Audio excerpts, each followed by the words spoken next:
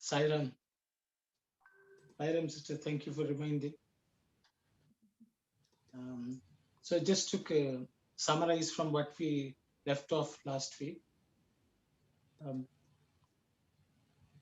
Swami is telling us to continue with the task of the practice of meditation and japa.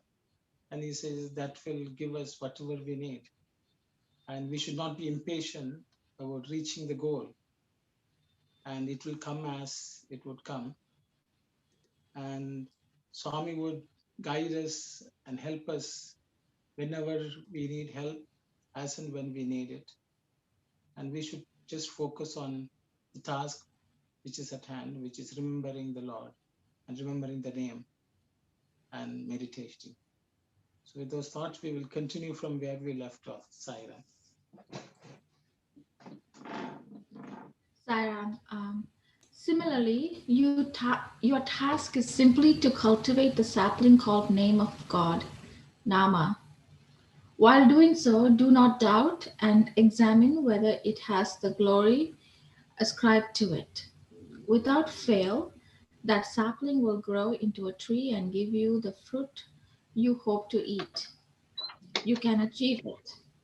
The name is capable of yielding that fruit. So the purpose of one-pointed attention, ekagrata, is to make you stick to the name without altering it and to keep it from always in sight. The net of remembrance of the Lord's name, Namasmarana, should have no torn holes. That is to say, it must take place always, with no intermission.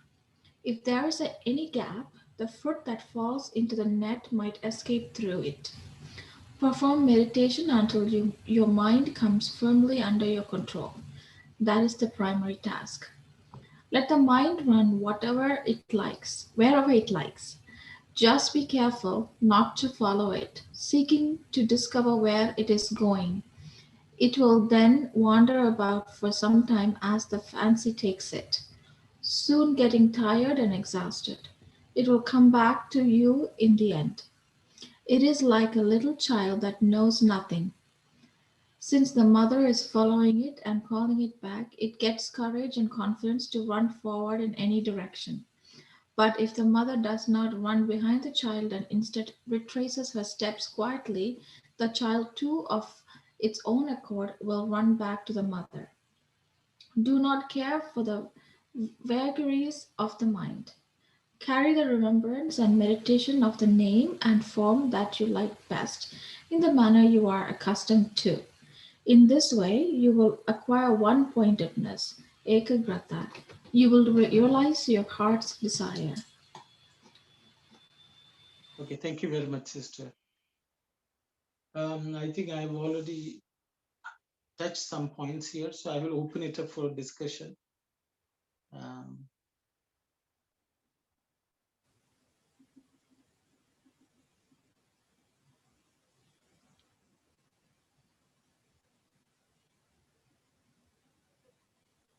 Anyone has any thoughts to share, please?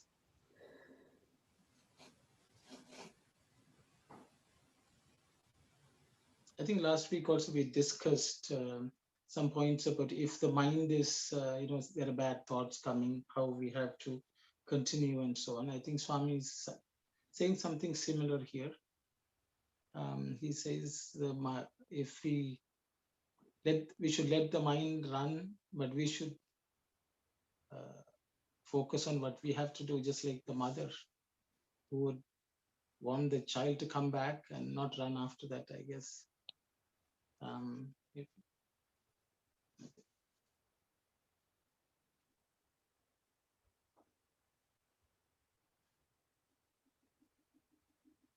I guess if there's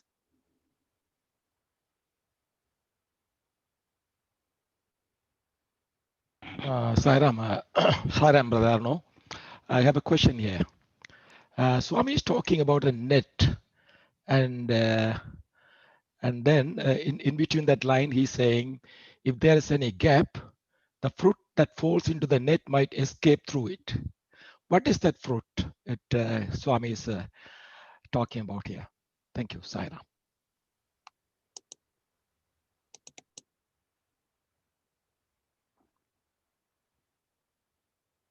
The fruit is our aim, that reaching the goal, that we had to always focus on Swami and do that our sadhana all the time. You don't have to worry about that our final destination, that we had to focus all the time, that because we don't have to give any gap in between, because our thoughts can go everywhere. No, that's, we don't have to allow to that our thoughts going other way or somewhere else. We had to focus on only to that God. That if we get focus on something else, we can lose that aim. That's why I'm meaning that we don't have to give any gap in between, that reach the goal. Thank you, Saira. Saira, my understanding, if you have the Namasmarana, and if you don't have good faith in it, or if you have doubt in it, even though if you reach into the, picking the fruits level, that fruit, even though it has ripened and it's ready to eat, it may slip through that hole and it will fell off. Then you wouldn't really achieve whatever the effort you have given it to that aim. That's my understanding with the net and the fruit and the falls into the net. That sort of understanding I am having on this one. Maybe that could be right or wrong, but that's my understanding. Thank you, Saira. So, Sairam, brother, my understanding also is whatever there means and everything's correct. So, if you are continuously saying Namasvarana, if your 5 senses all the time they wanted to go out. So, if you are looking at, beautiful scenery or something like that, we have to look at that in a good sense. But if your thought is bad, or if you did anything bad, everything's gone. So your spiritual, whatever you develop, once you do anything bad thing, is all gone. So 5 senses mean you don't need to make one sense wrong. If you take a pot, if you have a water leaking mean, you don't need to think about water is leaking from 5 holes. 1 hole is enough. So you have to be very careful. When you are continuously saying Namasvarana, you can avoid those kind of dropping. Thank you, Sairam. Sairam, brother. Thank you. Anyone else would? Sairam, it could, the fruit could be Atma Sakshatkar, or the vision of God, because when we continuously remember, if we can continuously do that,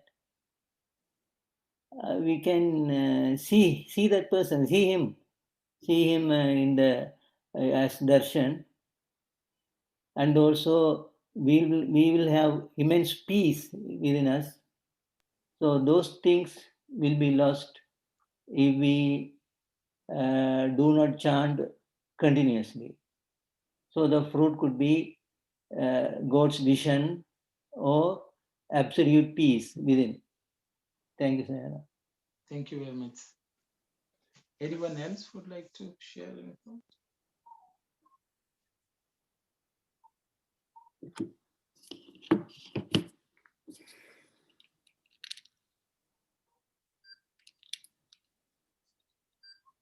I think sister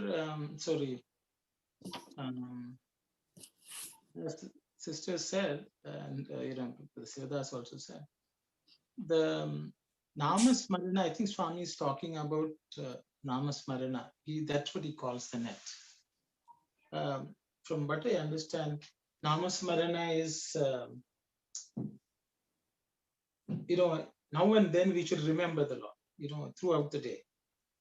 Swami says if there's a bigger gap between, how often we remember the Lord, something can slip through. The world can slip in, or the fruit of what we are hoping for also slip out, because something else has come in. So I think Swami wants us to periodically remember the name. Even though I think one thing is to do meditation at one point in time. Other thing is to have a continuous remembering throughout the day. And I think that's the only way we can attain ekagrata, is what I understand. Brother Arul, I don't know whether you are satisfied or you know. Yeah, I'm okay with that. But I also want to talk about this ekagrata. Because most of the time, the one-pointed attention, we are trying to have it. There are chances we are losing it. This is like say for instance, an animal, say for a lion or a tiger. They are chasing a deer. If he wants to chase, there are a lot of deers over there. But the lion will not focus on every single deer on that particular field. It will particularly focus on one deer and chase that particular deer only. That is the ekagrata. That's my understanding is. Because many times what we do is like we think we are ekagrata, and then we have many pictures in our altar, and then many distractions around the world, and we are losing our attention. Wherever we want to focus it, we are losing those kind of idea. So that ekagrata is very, very important. Thank you very much, Saira. Thank you very much. Yeah, when we start the day, that offering the God, that what we are doing, that starting with God's prayer every day, that whatever we are doing, anything we can offer to God and start and hold the day, we have to do the same thing. Then we don't have to forget that Swami all the time, no? So anything we are doing that, like that yesterday, the brother was, Tibet was saying that he went to meet a lady that what's the secret of that she is reaching the God. No, she is always remember the God. She is doing the work, offering the work to the God all the time. So that's fine. That's the way she is always remember the God. She said that the same way we can do that too. Thank you, sir. Thank you very much, brother. Sairam, another point I would like to bring it into the discussion. The Swami says, let the mind run wherever it likes, just to be careful not to follow it. Also, Swami indicated that if the mother doesn't run behind the child, it will run back to the mother because it doesn't know where to go. It is a little bit scared. That's why it will run back to the mother. So who is the mother here? We know that our mind, it will run like the fastest, and it would go wherever it wants to go. How we can avoid not to follow it? Who will be pulling that? In this particular context, the mother denotes to the Atma, or who is that mother here? The mother is our focus, that what we are focusing, that we are continually focusing that our aim. That's the mother, that we don't have to worry about that our senses or that, but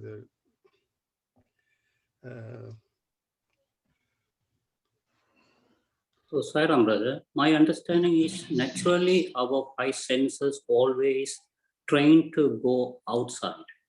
So it's run around. So we have given intellect. So intellect supposed to tell the mind, is a mother, hey, you should not go. We learn what is permanent, what is not permanent. We have to educate.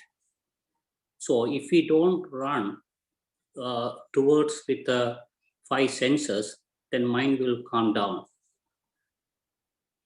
So for that only we are using the Namaswaranam. Thank you, Saira. Anyone else? So the brother Dasan touched the point, so intellect. So that is also, intellect is also part of the mind. So watchful mind or intellect. So even as Sister Anandi said, is part of Atma. So when we are simply sit, the thinking, the thoughts will come back to our normal focus. Somebody said focus, yeah. So it will come back, automatically come back. So that we could say it is intellect, or we could say it is Atma, because it doesn't matter actually. So, or good mind, or steady mind, or whatever it is. So the mind controls mind. That's the meaning actually. Mind controlling mind. So the focused mind controlling the wayward mind. Something like that. That's what I am thinking. Thank you, Sayana. Thank you, brother. Anyone else would like to share any thought? Sarah, I think when even we miss the focus, the Namaswara catch up everything, not to fall down, our fall out of our practice, doing things. So the Namaswara will keep up. When we miss those meditation, or our mind go away, or we miss the prayers, if we chant the Namaswara without disturbance, without intermission, we can achieve our goal, I guess. Thank you very much, brother. Anyone else would like to have something to say? Sairam, this is Sister Darshini. Maybe I'm going in a left field on this, but for me, when I read that statement, it's relates back to how the presence of God in our life. The child and the mother, like Anandi Aunty was mentioning, whose child and whose mother. For me, the mother is more of the Swami, and the child is us, our mind, our thought process that runs around. But as mother calls back, and it comes back to it. So I think the chanting the Namasmaranam gets us back into that focus with Swami. Thank you, sister. Anyone else would like to say?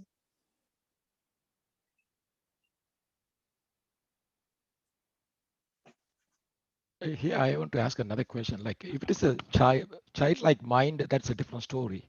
But sometimes our mind is like a horse, wild horse. How do we overcome that kind of a situation? Thank you, Saira.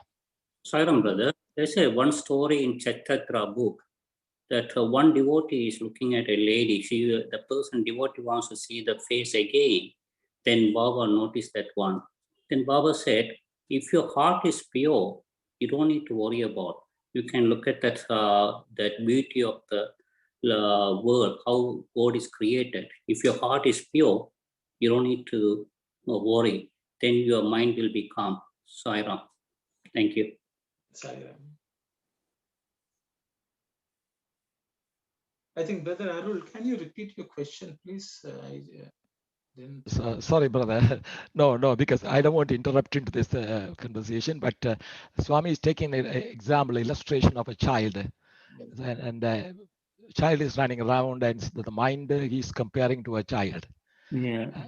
But my question is, sometimes our mind runs like a wild horse, like you can't even put under control kind of thing. So how do we overcome that kind of a situation? Thank you, Saira. That we already learned about that, how to control the mind. We had to use that tools there, like Namasmarana, Smarana, and Dhyana, meditation. There's the 3 things we had to continue to do that we can control our mind. That's it. I can say that. Thank you, Saira. Anyone else would like to share any thoughts, please? Sairam, Arun Sairam, Maniyan. Manayeva Manushanam Karanam Bandha Moksha, we have heard of it. It is a mind which controls our own mind. I think the steady mind is different from the wavering mind. One brother said like that. Yeah. I think the mind itself can control. You watch your mind going somewhere and then you can bring it back like a mother brings back her child. I think so. This is my opinion. Saira. Yeah. Thank you very much. Anyone else has something to add? I want to add to that too.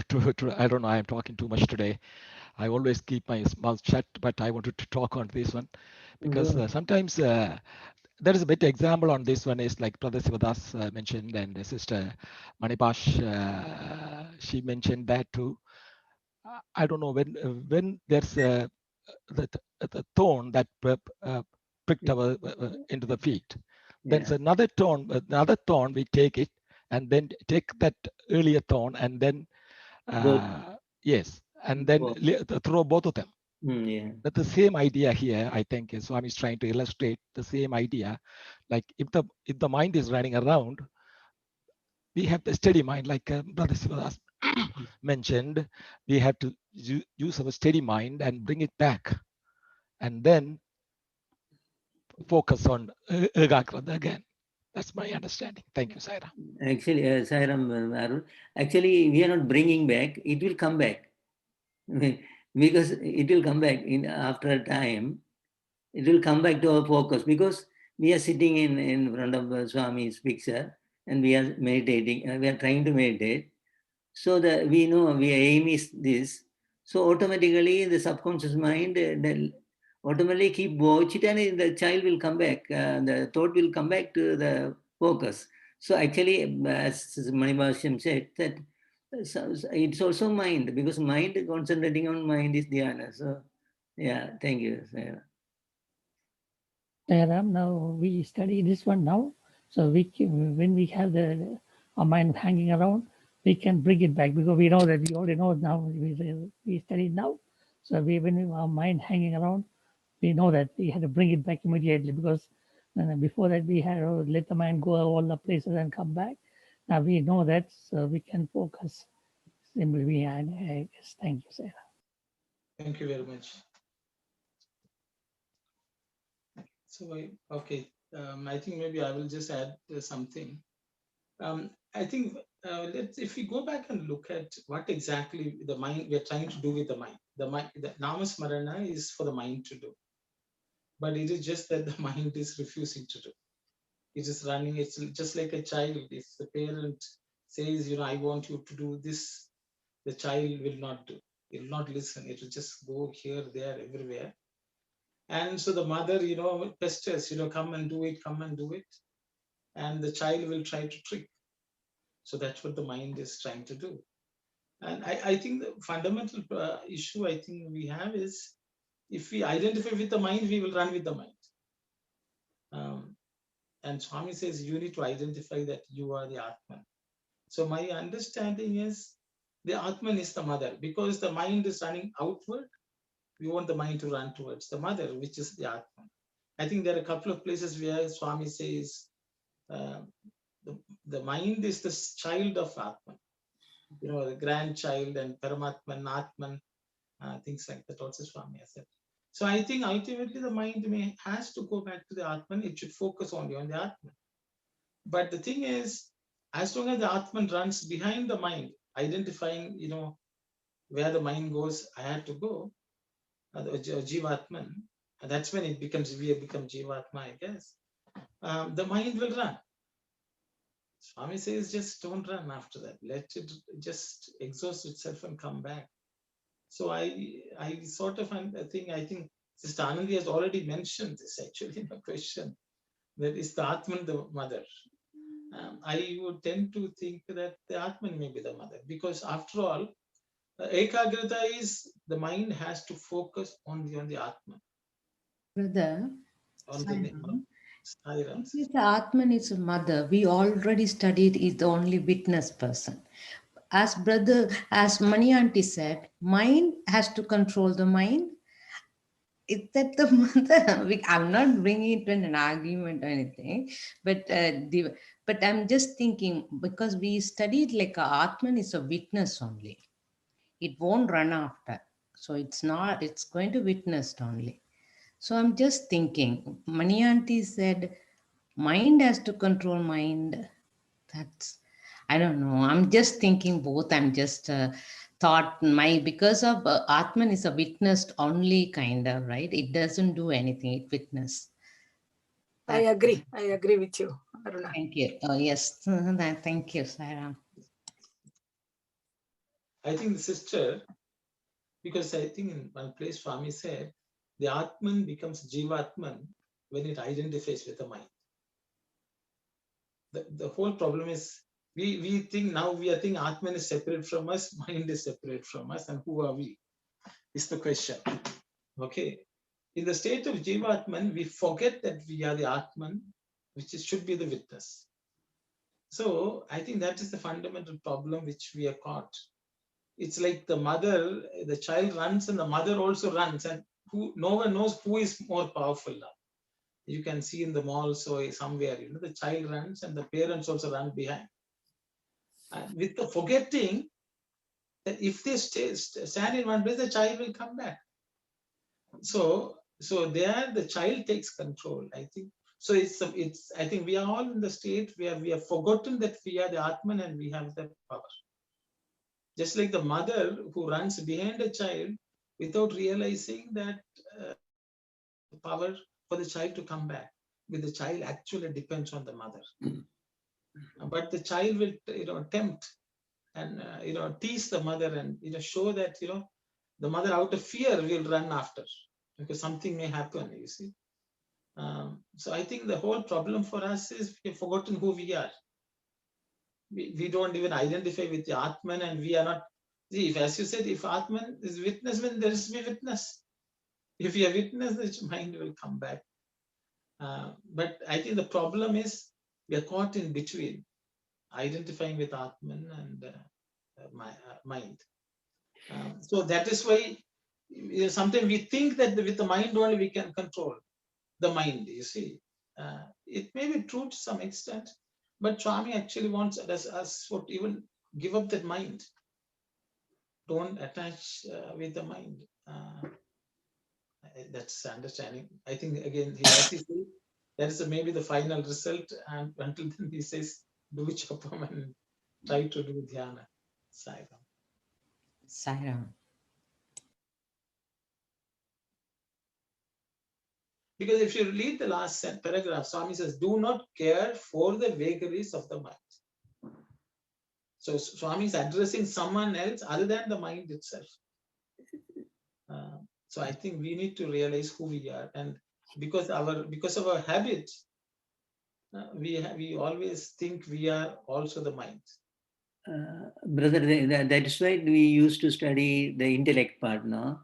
Yeah. So the intellect is the person who judging whether the mind is going the right place or the wrong place. So whether we say intellect or whether we say Jivatma, or both, or we say that intellect also part of the mind. So Jiva also mind, intellect also mind also mind. So somewhat, something, some aspect of watchful. The watching mind. So that actually our focus is we are sitting in the shrine room and we are in the front of the picture and everything. So we are focused here. So that focusing is the work of the good mind or the intellect. So now this mind is taking running everywhere. So then the focus, the mind itself, watching it and it will come back.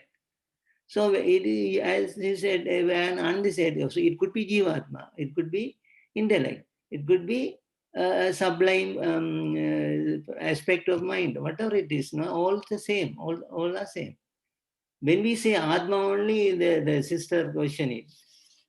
So, yeah, everything is, it looks everything is same. That's what that's what we studied here. No? That's what. Thank you, brother. Thank you. Maybe Swami will shed some more light as we read the next slide. I think we will go to the next slide. It's okay. Everything is pure, everything is God. Do not entertain in your mind the idea of purity or impurity while doing the spiritual practice or meditation. There is nothing impure in the world. When the Lord is immanent everywhere and in everything, how can anything be impure? Even if something appears to the ulterior eyes as impure, the moment it contacts the name of the Lord, it becomes purified. Note this point. If someone discovers a treasure while answering the call of nature, will they hesitate to take it because he is impure at the time? Purity and impurity are results of the mental reactions of the particular moment. When one is given money to someone, one talks of the auspicious time and the purity of the hour. But when one gets the chance to take the money, every moment is auspicious. The mind is the reason for both attitudes. Similarly, no thought of purity or impurity will bother you if you have the full faith in the love of the name of the Lord. On the other hand, if you feel some compulsion and some discontent, all kinds of possible and impossible obstacles will present themselves. Therefore, give up all such feelings and strengthen the faith in the unshakable holiness of the name and its appropriate form. Firmly believe that everything is made holy by his name. Thank you very much, sister. So now Swami has gone to a slightly different topic. It looks like, as Swami says now, once you are in the state of, once you are thinking of in the path of spirituality, there is nothing good, nothing is bad, when everything is pure. Where the Lord is present everywhere, he says. So I think that I will stop here and I will open it up for discussion. So I think the question may arise, if the mind is running after something, is that impure? So I don't want to confuse further, but I will open it up for discussion. Brother Sairam, Baba said a very interesting story, two line story. Hanuman, no, you remember that somebody was answering the call of nature. It's a business person, no? I think. Okay, some guru told him, what to do, when to chant name.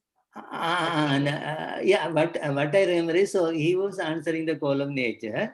Oh, Hanuman passed by that one. Hanuman, because when he was answering call of nature, he was reciting Ram, Ram, Ram, Ram. The man. So the Hanuman got wild and gave a blast on his cheek. And then Hanuman proceeded to Rama's presence. No, Rama got wild, and Rama said, reprimanded him. No. Huh? What's the story? I will attempt to tell the story. Okay. Go ahead. So there was a business person, who went to a guru. He said he doesn't have time to think of God. As Swami says, some people say, I don't have time even to die. So, no time for anything. So this guru asked him, what do you do this time? So most of the time he's troubled, this businessman, about something, he's losing something. So he gave him many options, and at the end he said, okay, this place, maybe you will not think of your business. That is when you're answering the nature of God. That time you think of Ram. So he said, no, that's not a problem. And that is what he was doing. And Hanuman found him and slapped him. Yeah. Went to see Rama, Rama's cheek was fallen. Yeah, that's right. Yeah. Rama's cheek was fallen. And he said, what happened? And Lord, and he said, you only did this to me.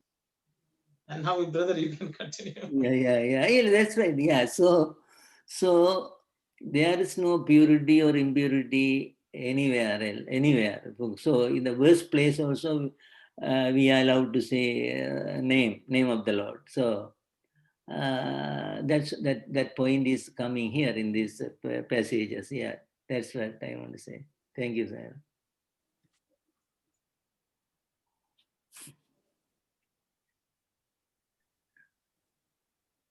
Just a small question. Hmm. Just a small question about ulterior eyes. What does he mean by ulterior eyes? Our bad vision, our wrong vision, actually. So not impure vision. No? But in what? Or the external eye, maybe? Huh? External eye, when we see with just... No, ulterior motives means bad motives. That, okay. Ulterior means the worse, bad, base, ulterior. Negative, so sort of. When if the impure eye, impure mind is looking through impure eye, which paragraph, 1, 2, 3, or what, which one? Oh, it's the last line. First paragraph? First paragraph, last line. Even if something appears to the ulterior eyes as impure.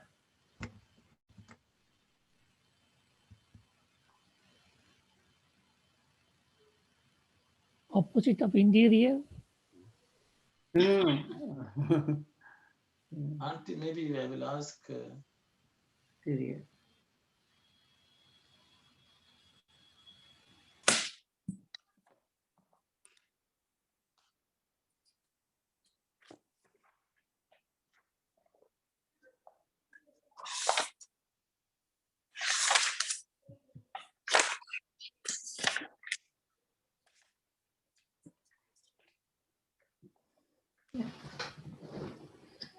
Yeah, I took it as external eyes, but yeah, I don't think. Auntie, maybe I will ask Mani Auntie if she can see what Swami. Sairam. Swami, drishti gurinchi మలమూత్రములు విసర్జన చేయు కాలమునందు ఎవరికైనా ధనరాశులే కంటపడి the paragraph before, auntie. Before correct. నీ నియమము ప్రకారము నీ ఇష్ట కామ ధ్యానములను ఆచరించుము, మనస్సును లక్ష్య పెట్టకు, తప్పక నీ ధ్యానమును ఏకాగ్రత లభించును, నీవును సఫల మనోరథుడవైతావు. నీవు చేసి ధ్యాన సాధన యందు శుచి అశుచి అనే మాటలు నీ మనసుకులోని చేరనివ్వద్దు. ప్రపంచమున అశుచి పదార్థం అంటే ఏమీ లేదు. సర్వాంతర్యామిగా పరమాత్ముడు ఉన్నప్పుడు అశుచి ఎక్కడిది? బాహ్య దృశ్యమునకు అనుభవమునకు అశుచి అనుకన్నను, దానికి పరమాత్మ నామమే సోకగానే శుచిగా మారును. So it's bahya drishti. బాహ్య దృశ్యం. It's only external vision. Vision, yeah, external vision. That's all. It's not ulterior should not be there. I think the translation is little confusing there. It's only Bhakya Drushti. I mean, those who see only at the external things, yeah, or superficial things. Sairam. The choice of word there is wrong. I should have been external eyes. There is nothing ulterior motive or anything like that. Maybe that person who is a businessman might have had that thing, to grab whatever it is there, wherever it is there.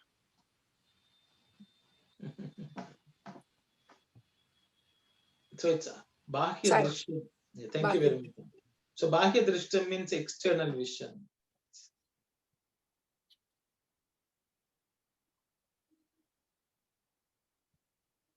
We always refer to that word ulterior, means something in his mind what he wants to have. An ulterior motive. We call it ulterior motive, you know. Yeah. He looks at the person with an ulterior motive as what he is going to get from him. Yes. Sairam. Sairam.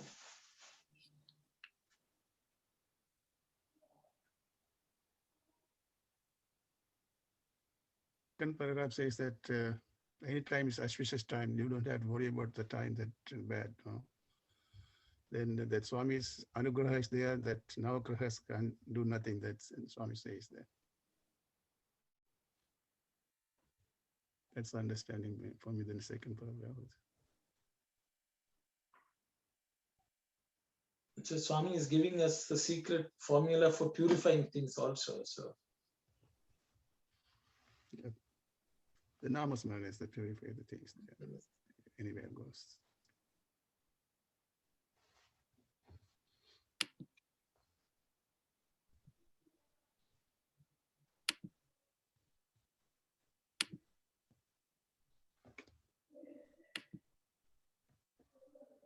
as we can see, Swami is just stressing on the name, all the powers of the name, its ability to purify, its ability to save us, its ability to take us anywhere, overcome any obstacles. For everything, one solution, name, Swami.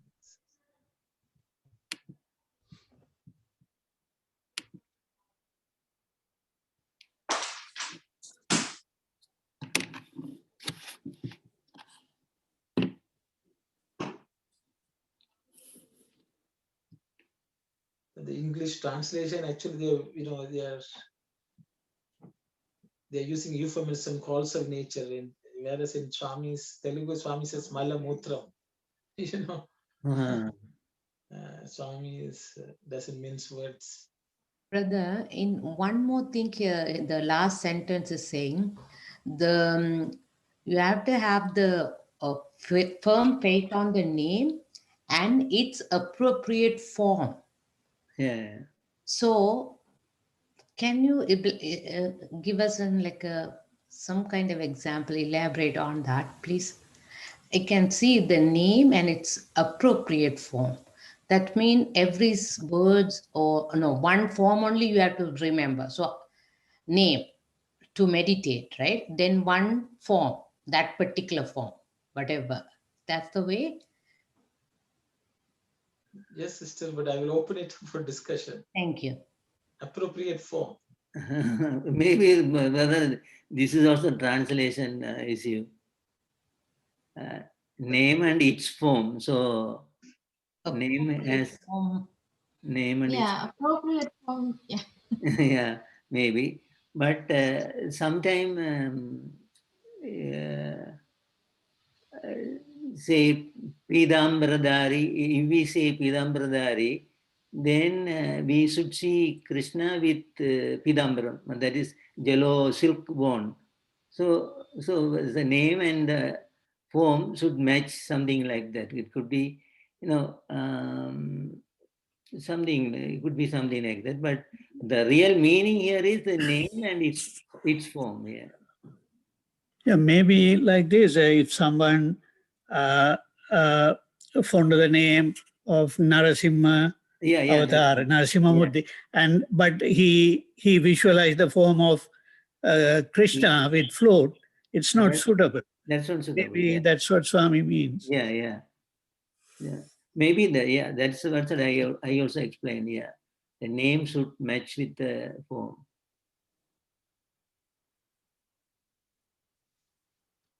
Anyone else would like to?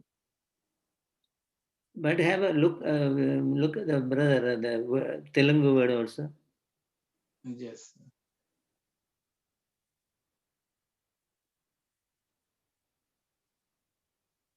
Then Krishna or Vishnu will be confused to which form to appear in front of him. That's true, actually. All layman forms are mine. Swami uses the word Bhavamulu Vadali నామము నామమునకు తగిన రూపము ఎప్పుడు పవిత్రమైనవి అను దృఢత్వమును స్థిరం పరచు కొనుము. Swami says, okay, name and the name, form. the form which fits it. Tagina. Auntie? Yeah. నామమునకు తగిన రూపము ఎప్పుడు పవిత్రమైనవే అది దృఢత్వమును స్థిరపరచుకొనుము. నామముతో సర్వము శుచి కాగలదు. So what Swami is saying is, every nama has a rupam, the form. It's always pure. You have to have that faith. And dhrudhattvamanu sthiraparchukonumu. So Auntie, the question was, so what is appropriate form for the name? Appropriate form she was asking. Yes, yes. So if it's Sai Ram, which is the appropriate form? You know, something like that. If it's Ram. Namamunaku tagina rupamu. That's what he's saying, Swami is saying. Sai Ram. For example, that we are calling that Muruga, no? That then we had to visualize the Muruga's form, no, only, not for the Krishna form. That's it. Swami says, I understanding that. Yeah, thanks, brother. But sometimes, you know, some people are confused with Lord Vishnu and Lord Krishna. So yeah, there are different forms there, no? Yeah. So that's what brother Vimalasan is bringing here. That say when I say Krishna, I cannot visualize Vishnu with conch and shell and everything, no? So it is not appropriate. So if I say Krishna, I must have a Krishna form, not Vishnu form. So there may be confusions. So people, even the poets, saints also interchange the name and use it in their poetry. They will say Krishna and then they say Vishnu. So many things are there. So people also will confused. So Bhagawan might be saying that, okay, if you say that the name will connote a meaning. Every name has some, say Gopala, and we have to visualize Krishna in the midst of the cows, something like that. So it could be something like that. So, Saram brother, it could be like this here. Suppose if you are meditating on Sakti has many forms. Yeah. If we focus on one, or you are focusing a different form, when Sakti appears a different form, you cannot identify. Then your faith maybe go down. Thank you, Sairam. Yeah. Sairam, brother, I'm reminded of a story which Swami tells.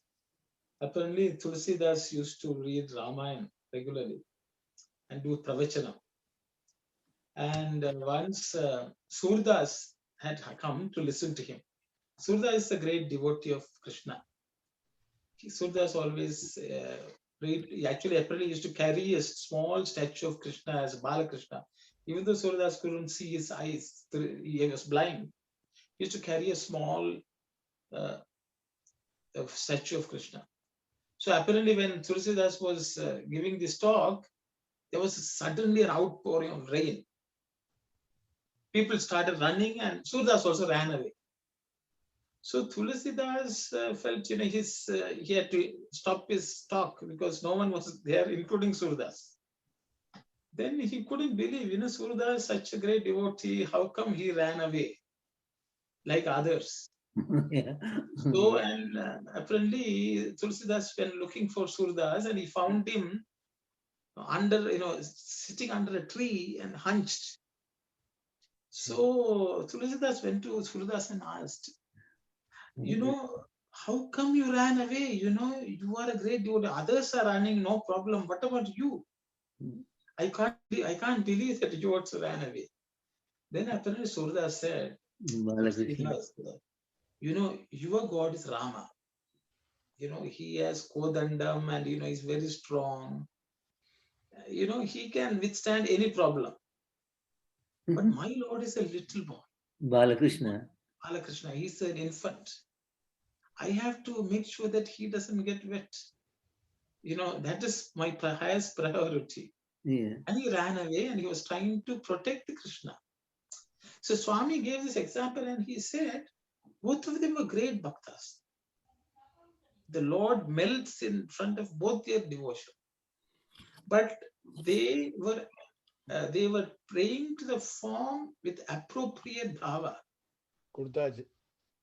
So he says that is the type of devotion you need to cultivate.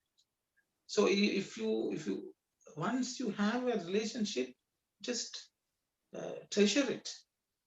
That is appropriate. So when I was told, so you can imagine how Surdas, for him Tulasi Ramayana was no problem. For him Krishna was more important. He ran away. So that is what I understand as Tagina Rupam. Yes. Relationship. Only then that Krishna will appear in front of you. And then Swami says Krishna plays the trick with the Suras apparently. He will suddenly appear, catch hold of his hand and walk with him. And then Surya says, hey, Krishna, it's you, And then Krishna slips away. And then apparently Surya says, you run. You can run away outside, but inside from my heart, you can't run. I will hold you tight. Like that. So that was Bhava of Surdas, which Swami, after centuries, Swami is talking about his devotee and this devotion. So I thought I would just mention. Thank you, brother. That gives a nice explanation for appropriate form. Thank you, Sarah. Sairam, just a follow-up question on this same thing. We talked last time about when we are doing dhyana or japa, we should visualize the same form of Swami because it's like we're painting a picture. But at other times during bhajans, we could visualize Swami in different ways. What about that relationship that we have with Swami? Sometimes you may feel that he's a friend or he's a mother or father or guru. Is that also something like in these examples you just gave that we should choose one and stick with it? Good question, sister. So how do we deal with bhajan? I think the Kalyan asked the same question was asked last time also, I think. Yes. But it was not answered, I think. He asked the question. It was answered with a paintbrush or the same sculpture. No. We say mother, the friend, father, that relationship. So should that relationship also be fixed? Or it could vary. Sometimes I could praise Baba as my father, sometimes my friend, or sometimes my guru. Or can it be varying? That's what Kalyan's question, I think. Or should we have only one all the time, or in the meditation having one particular form and one particular Baba relationship, and we can change it afterwards? So that's her question. I think appropriate relationship with the Sivadas, because now everything we are trying to bring to one, right? So name one, form one, then relationship also supposed to be one. Then it comes to one pointness. This is my thinking now, putting down connecting all these dots things. Go ahead, brother. Saram, brother, I don't know, was answered for the question last week, I guess, that Swami was telling that somebody was praying, making that relationship time to time, then Swami was explained that by. How is that? Yeah. Can you please explain again, please, brother? Yeah, I think I remember that one too. So, Saram, brother. Yes, brother, you go first. Yes. So in the bhajan, we are singing about the glory of the manifestation of the God. So we are enjoying the different form, and we try to connect in that time. The bhajan means bhakti, jabam, namaswaranam, all there. So we are melting. So God also melting that time. But when you come to the meditation, we have to stick onto the one form, one name with love. Then only you can concentrate. So bhajan time, we are enjoying the glory of the God, the manifestation. Thank you, Sairam. So sorry, Saira, can I add something? Sorry, brother Arnav. To me, it keeps changing. Okay, say one point in time, I think Swami as mother and father, Amme, Appa, Uppila, Maniye, when I think of that. And then one of the 9 types of devotion, worship God as your friend, best friend, Sneha. So Swami is my best friend. And also, time to time, due to festivals, now that Shivaratri is coming, I'm going to more focus on Lord Shiva, right? So Sai Shiva. So like that, due to the events and festivals and similar, different times, and it changes. I don't know it's right, but please help us. Thank you, Saira. So Sairam, Sister Kalyani, I think it's a very good question.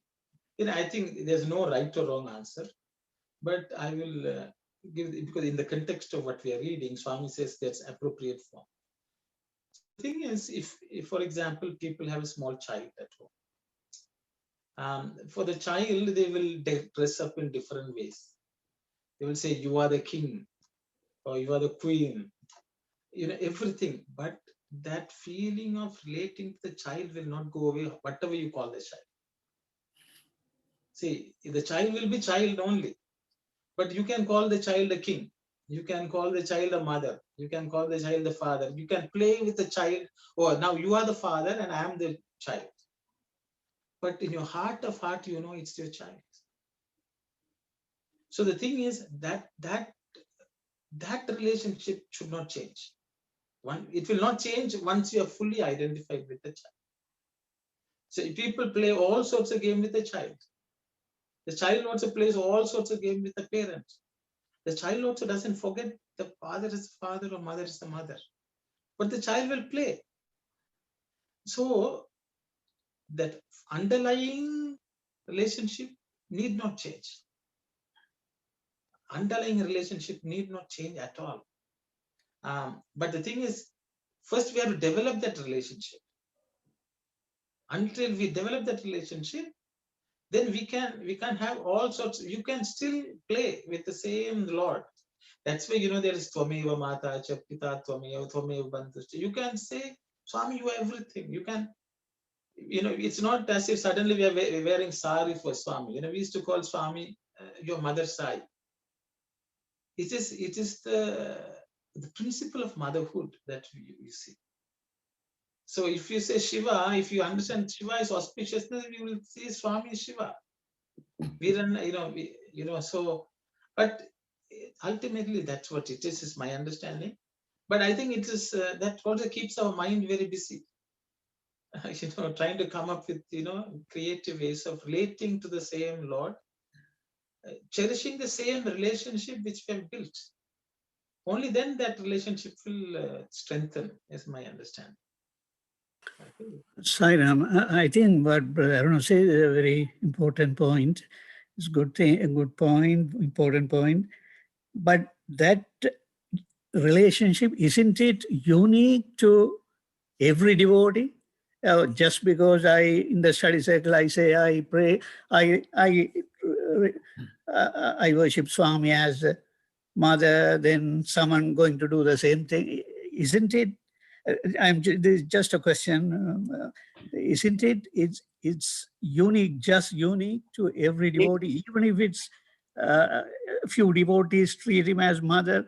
Even within that relationship, everyone's way of treating the mother will be unique. So basically, what I am saying is, with God and the devotee, with Swami and the devotee, it's unique. It cannot be verbalized even. That's what I think, Sairam. Sairam, brother. So, brother Aruna has not answered yet, I think, in the meditation position. So, we have a particular form of Sai and name of Sai, and the relationship, according to brother Aruna, I said a very good actually, brother, explanation. And the true relationship, we have to meditate on the true relationship. That means obviously God.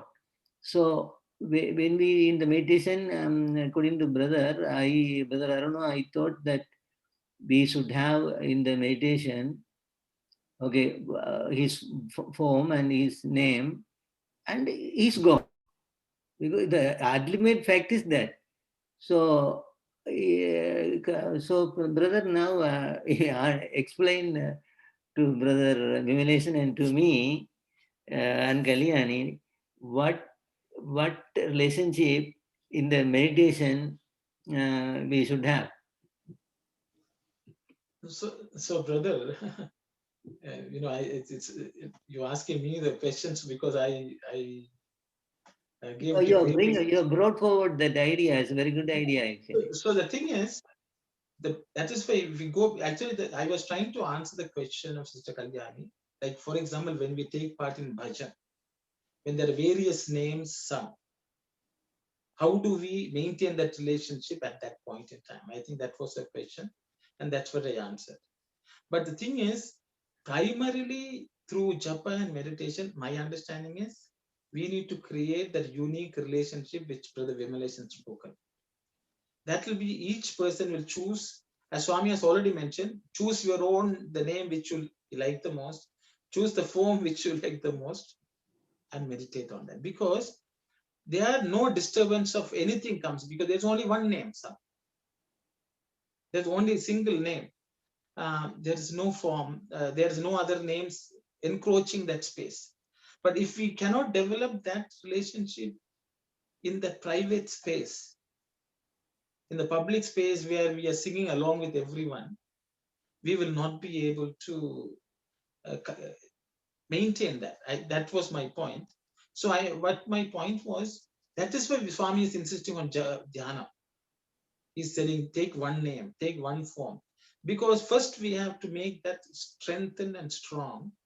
After that, you can go and, even if you go to a temple, you will see Swami only standing in front of this, in the altar. Any others may see different things on the altar, but the person who has seen that Lord will see it everywhere. But that practice is, I think, Japam and Dhyana is my understanding. That is a unique one relationship. Each person will choose, even if you say mother, everyone's relationship with their mother is different. So it's unique. As many number of people are in this world, that's so unique. Even if we say mother, what I mean by mother may be different to another person who says mother. So I think, but Swami basically says that has to be cultivated on a regular basis. And once you do that, you can go to a bhajan and you are still continuing the same train of thought. That's what I was trying to say. I hope I have not confused what this is my understanding. Yeah, that's good. Yeah, that's great. That's a great point. Yeah.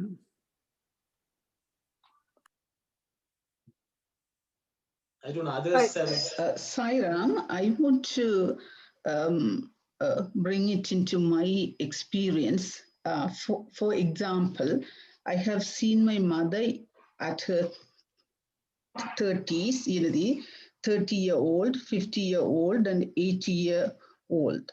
And even though, I have seen in every stage in her life after 30 years, and she's no more, but still in my dream, one particular form would be coming all the time, maybe around 50s. Maybe I always think that maybe that particular form, it has been deeply rooted in my mind. That's why it comes that form all the time, regardless of, I have seen her in the 30, 31, 32, 32, and it was lovely, the memories, and even the 70s, the 80 memory also equally good. But in my mind, all the time when she appeared in my dream, only that the age of 50s form would be coming. I thought maybe that's the form.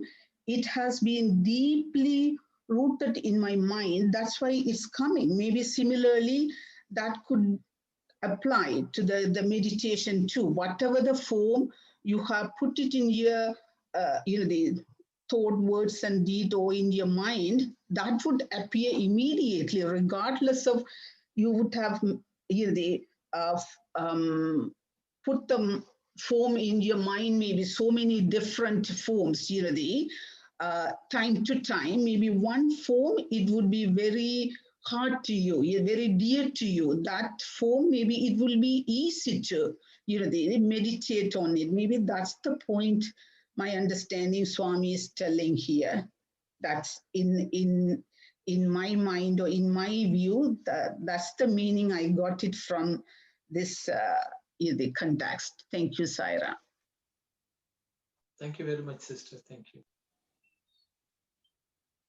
Anyone else has something to say? Whatever form we can take it, and name also that.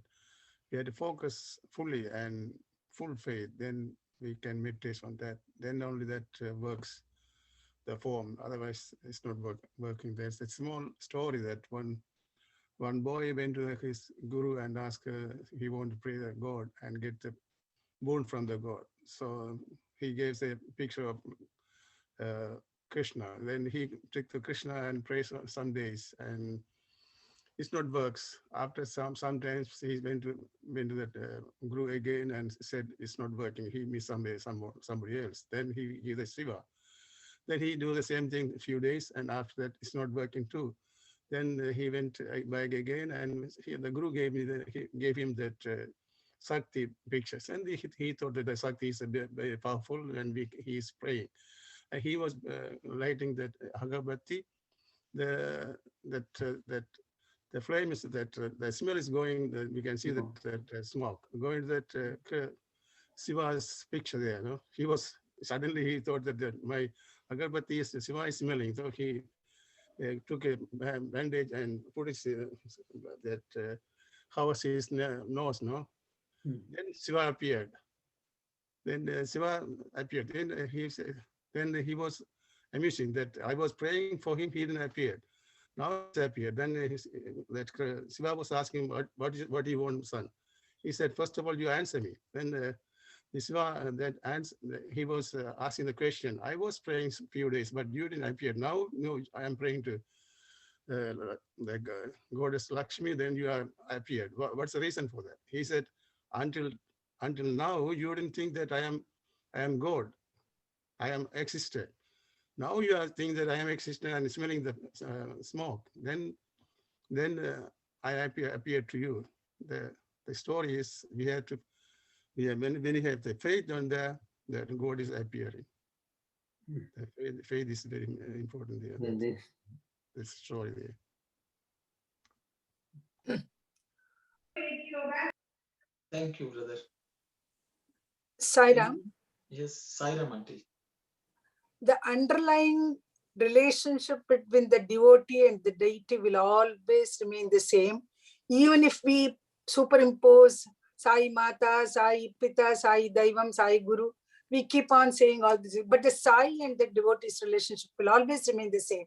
And that is very important for the Dhyanam. Thank you. Thank you. Thank you. So Sairam brother, I like to add something, one more line. So we have to build up the love with the name, the form. Then the dhyana will become very successful. Without the love with the name and the form, is very hard. Thank you, Sairam. Sairam brother, thank you. Just a follow-up question. So when we are trying to develop this relationship with Swami, is it important to define it or give it a name? Like, okay, I'm going to choose a relationship of a mother.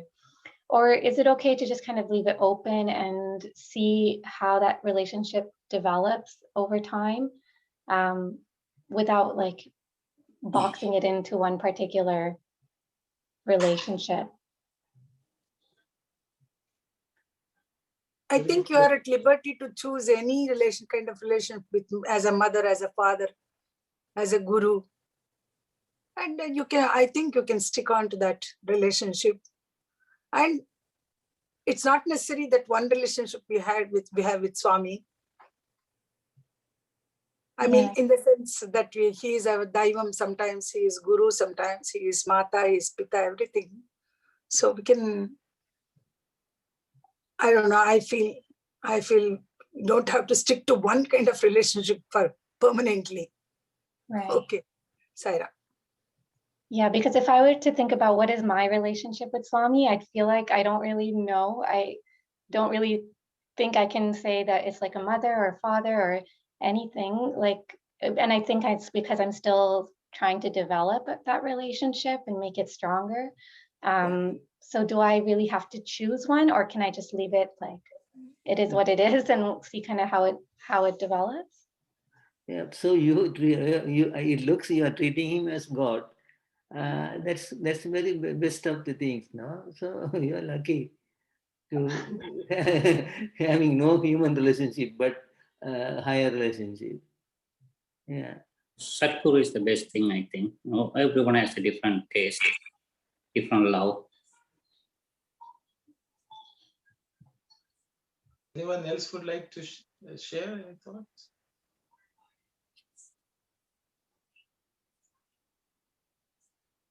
I would say for the dhyana, we have to have a relationship. That's the way we can connect, kind of. That's my opinion, but my personal opinion.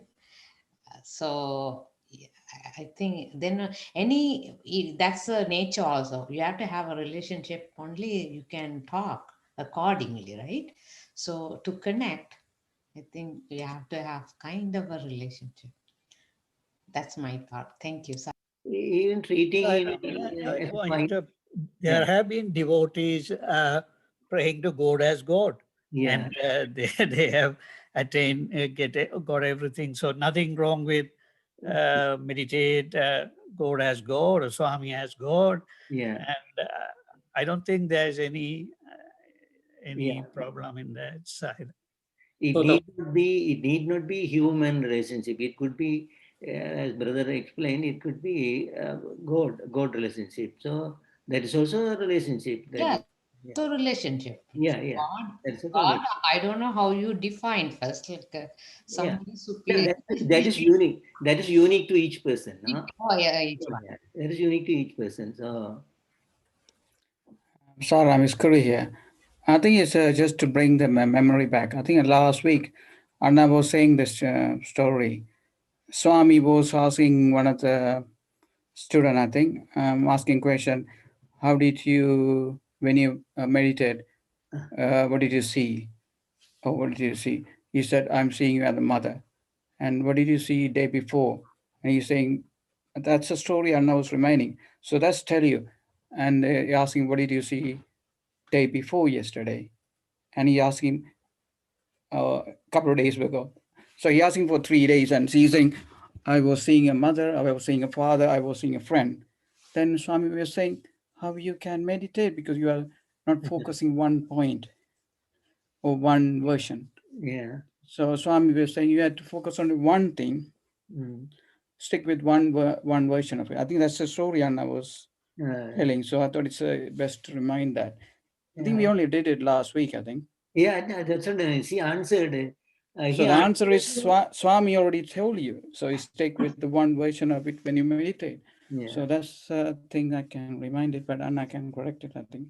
And I already told us. I think Kalyani's question is slightly different. So she says, okay, there are different relationships. I have something which is not yet fully crystallized. It is not, I cannot put a label on it. And that is my relationship. Is that okay? Is the question. Okay. And the answer is, Kalyani, I think everyone has shared, there is no hard and fast rule. Okay. But for something to develop into something meaningful, it's a human nature, because the human mind is only capable of understanding relationships based on its own experience.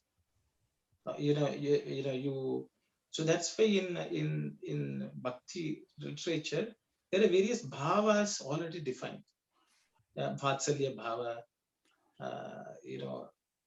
Sakhya bhava, Navarasam, Navabhakti. Yes. So Yeah. now Bhakti also is there, you see. So these are templates which already exist. But then Swami calls something called Madhura Bhava. Yeah. The gopis had, they didn't define. For Krishna, everything was Krishna for them. I think your question is, should I have a label, or should I let it develop as it develops? I think that's fine. You don't have to, say I won't be. Everyone means all of us. Even for some people, the mother is a friend. For some people, mother is an authoritarian figure. So for some people, mother gives. Whatever they ask, the mother will do. So the relationship, even with the mother, is so many, so unique to everyone. Even the same thing with the father. Father can be a friend for some people. The father can be, a person with whom they are so scared. So ultimately, we have human experience. It is only based on that we can also develop a relationship with God. But if some people, you don't want to define, I think that's also okay. But there must be some consistent elements in that relationship. That consistent element, I think if it's strengthened, that will be useful, is my understanding. I hope I answered your question, but others also have shared various thoughts. I'm sure you will take whatever is appealing to you, and I'm sure Swami will guide you. Sai Ram. It's 4:48. Yeah. We had a fruitful, I think, wonderful discussion. We had various ideas. I think these are all ways in which we can develop our own relationship with the Lord, whichever it is, however unique it is.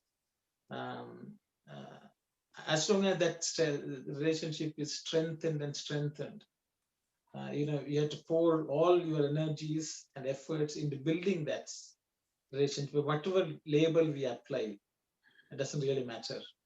But I think as Brother Dasan said, there's only one ingredient which defines it all, which is love. And if we can develop that love, that's everything. Love not based on something which we'll receive, just love for the sake of that love. Like a mother, loves a child, not expecting anything at that moment from the child. If the child smiles, the mother is ecstatic. That kind of a love. So I think with those thoughts, we will go back and meditate, I guess, and see how we can strengthen the relationship. And hopefully we take that name with more strength, more feeling, and Swami will connect with all of us. With those thoughts, we'll close today's session with Samasta Loka and Shanti. Sai Ram. Om Samasta Loka Sukhino Bhavantu. Samasta Loka Sukhino Bhavantu. Samasta Loka Sukhino Bhavantu. Om Shanti Shanti Shanti. Sai Ram, everyone. Sai Ram. Sai Ram. Sai Ram.